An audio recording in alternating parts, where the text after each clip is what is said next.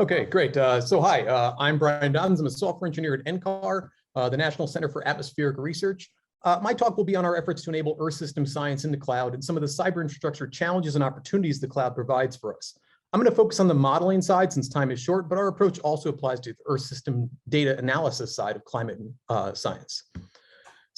Here's a quick overview of what I'll cover today. I'm going to start with just a little bit about the Community Earth System Model, or CESM. This is our main model for climate and Earth system science. Then I'll talk about the complexity of the cloud, especially with multi-cloud approaches. And I'll get into our solution of the complexity issues with our external facing cyber infrastructure for deploying CESM, how it helps our community and some of the challenges with it. NCAR is the primary steward and developer of CESM. If you're unfamiliar with the term Earth system model, these are commonly referred to as climate models, but they tend to be a lot more sophisticated than that. Part of that sophistication comes at the cost of complexity.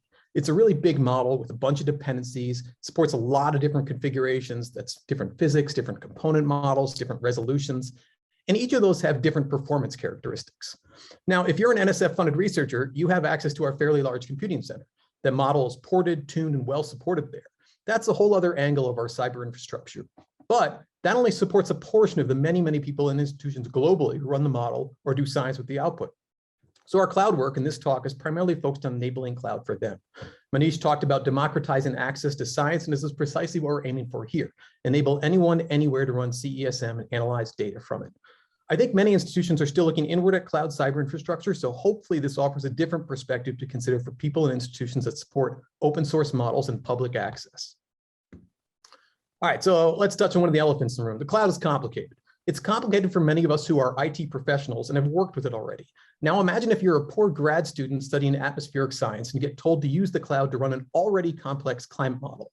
You see all these cloud services, and let's face it, many of them lack intuitive names, all have different APIs, and it's a bit overwhelming. The cloud is complicated. But let's put that aside for a moment and talk about another angle of complexity, this time related to CESM. Let's say we've gotten past all the challenges of the cloud and gotten past the challenge of getting CESM set up, and now we want to run it. But hey, the cloud is expensive, so we want to make sure that we're running in a performant way. Well, in this graph, I'm showing a run on AWS of what we call a WACM config. This is very computationally intense. And well, there's something odd if you look at this. If you look all the way on the left, you see on a small number of cores, the cloud is outperforming our in-house system. But as we scale up, adding more processors, AWS isn't doing as well. Now, you might be thinking you take away from this, the cloud doesn't perform as well as in-house systems, but it gets more complicated. So this time we're looking at another case. In fact, this one's actually harder to scale, but this is on Azure, and now it's doing great. It's scaling perfectly fine. It's outperforming our in-house system on every processor count. So now we've got the complexity of the cloud itself, the complexity of CESM, and then performance complexity, which of course impacts price. And the cloud is already pricey, so we've got to somehow manage this. So at this point, if you're our poor theoretical grad student who is tasked with doing science with CESM in the cloud, you're beginning to second guess your career choice. So we don't want that. They've got a lot of decisions to make about what cloud to use, what hardware to use in that cloud, what kind of file system to use. It has nothing to do with their field of study. So this is where our API comes in.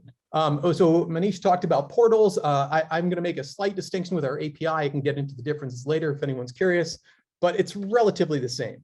If we have a researcher who wants to run CESM for some science objective, they can access it and say they want to run, say, a BW1850 case. This is another WACM case, and they want to run it at 1 degree resolution. They enter their cloud credentials, and we can automatically make reasonable choices for them, literally launching a pre-configured system to run that type of science effectively. We want our climate scientists to tackle challenging climate questions, not wrestle with the cloud. This API lets us do this. So what does it look like in practice?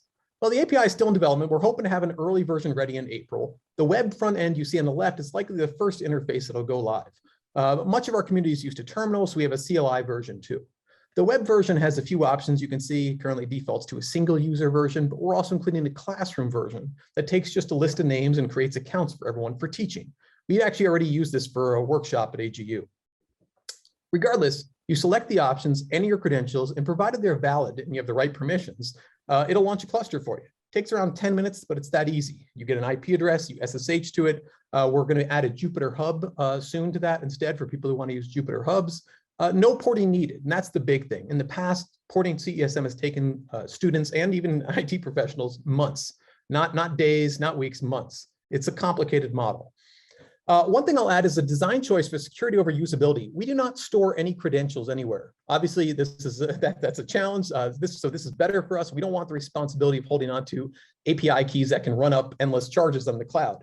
But it's a little less convenient since you need to re-enter them anytime you want to use the API, including if you want to just shut things down manually. I don't think most people are doing these external facing cloud APIs yet. So this is a new problem, and I'm hoping that there'll be better options soon. I'd love to hear about some. So one of the best things about this is that we can actually use their credentials to query pricing on major cloud vendors for the user. And by default, select the most cost-efficient vendors and regions. As everyone here maybe knows, the cloud prices change pretty frequently. There are new regions sometimes get discounts. It's just complicated. So we can provide price information, at least for CPU time. Data gets a little bit more complicated in units they're comfortable with. So here we're showing two versions of performance. This is simulated years per day, and the cost for what that rate achieves. We've done some early tests with this, but we're still working on design. So this is just a mock-up, and it shows the ability to select between an efficient option and a performant option. Select one, launch the system. It'll give you the layout needed for the rate you selected. This is really useful when planning experiments on a set budget and time frame. Now, there's a lot of benefits of this approach. I just want to mention three here. The first, standardization is critical. Just as they say no two snowflakes are alike, well, no two university HPC systems or NSF-funded major facility systems are alike either.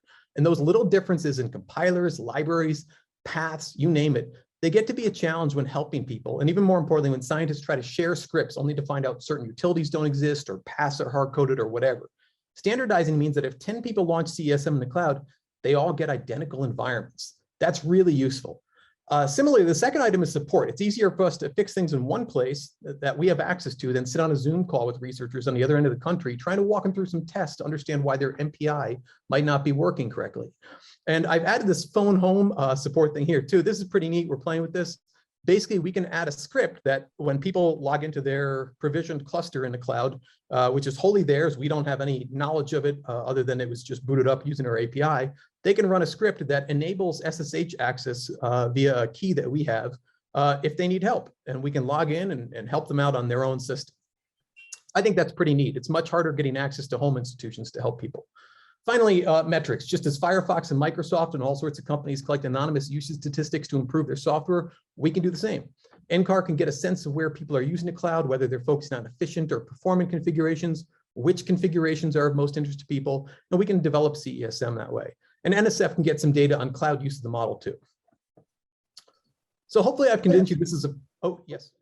Hopefully I've convinced you this is a pretty good way to go for anyone looking to support external users of a model. Let's briefly talk about some of the challenges. It's a simple interface for the user, but the infrastructure has some of the dreaded complexity I was talking about before.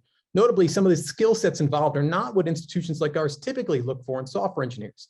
We generally hire scientific computing people, but this literally has elements of everything from web development to databases to information security to the cloud stuff itself. This variety of required skills is a challenge, but also a fantastic opportunity to embrace creative solutions and problem solving across a wider range of science and software engineering. I think this is worth some thought given the upcoming sessions on workforce developments. And that's it. Thank you very much. Are there any questions?